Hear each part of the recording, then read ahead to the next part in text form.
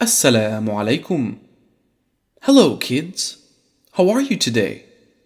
Are you ready for the next story?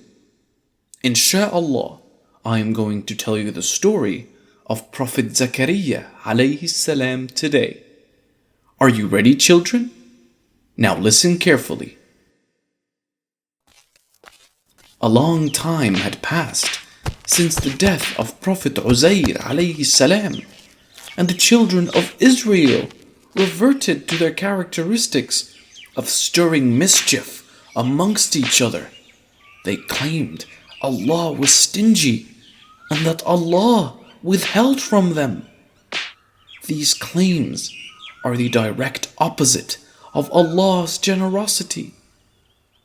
Bani Israel considered themselves to be the chosen people of Allah above other races, in direct contradiction of the teachings of racial equality in Islam. During this time, there lived amongst Bani Israel a man by the name of Imran.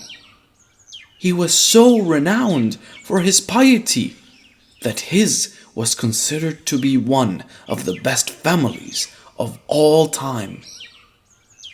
He was not a prophet or a messenger, but his household was so noble and elevated in Allah's kingdom that there is even an entire chapter in the Quran named after it.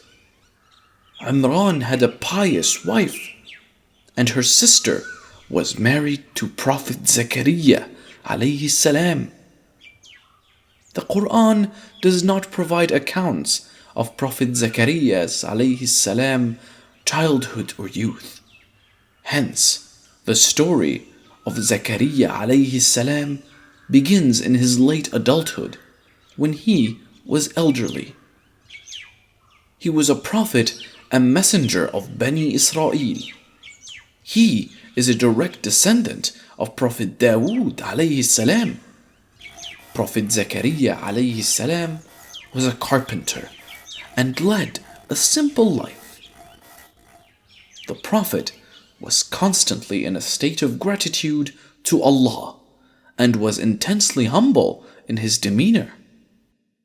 Like Prophet Ibrahim alayhi salam, he and his wife had already reached an extreme old age without having any children. Meanwhile, the wife of Imran, his sister-in-law, gave birth to Maryam alayhi salam, and she pledged to dedicate Maryam alayhi salam towards pure servitude to Allah. Shortly after the birth of Maryam alayhi salam, her father Imran passed away. This sparked off a dispute within Bani Israel on her guardianship. Zakaria alayhi salam should have been the obvious choice. He was her uncle by marriage, and moreover was a prophet whose moral character and piety were beyond question. But, true to their character, Bani Israel disputed this choice, for they wanted the prestige of raising Imran's daughter. The people eventually agreed that they should cast lots to decide the matter. All the candidates wrote down their names on pens and put them in a container. A child was sent to pick one at random. The pen that was selected bore Zakaria alayhi salam's name. Dissatisfied at the outcome, some of them asked for the cast to be repeated. This time, the claimants put all their pens in the river. The pen that would swim against the current would win the guardianship. Again, it was the pen of Zakaria alayhi salam that won. Still stubborn and quarrelsome, they demanded a third round. This time, they decided that whichever pen swam with the current would win the cast. Yet again, it was only Zakaria's alayhi salam pen that differed from the rest, swimming with the current. Observe the power of Allah. People may plot and plan, but what is written will take place. Thus, Bani Israel had no choice but to acknowledge that Zakaria alayhi salam was entitled to assume the guardianship of Maryam alayhi salam. Maryam alayhi salam grew up as a righteous woman. From her childhood, she was in a state of prayer, positioned in seclusion away from the people in an enclosure within Bayt al-Maqdis, specially built for her. There were some strange things going on. Every time the Prophet, as her guardian, checked on her, always found her surrounded by an abundance of food. This was not food that he brought for her. So how did it find its way into her private sanctuary? More strangely, the fruits did not belong to the climate as well. He asked her where it was from, and she replied that it was from Allah. Witnessing these miracles repeatedly only reaffirmed the Prophet's faith in Allah. Like his ancestor Ibrahim alayhi salam, he had always yearned for a child to continue the legacy of prophethood, but his wife was unable to bear children. He did not want children to inherit his wealth, but rather a son who would continue spreading the message and knowledge of Islam. Encouraged by the miracles he had witnessed, he prayed with utmost conviction to Allah.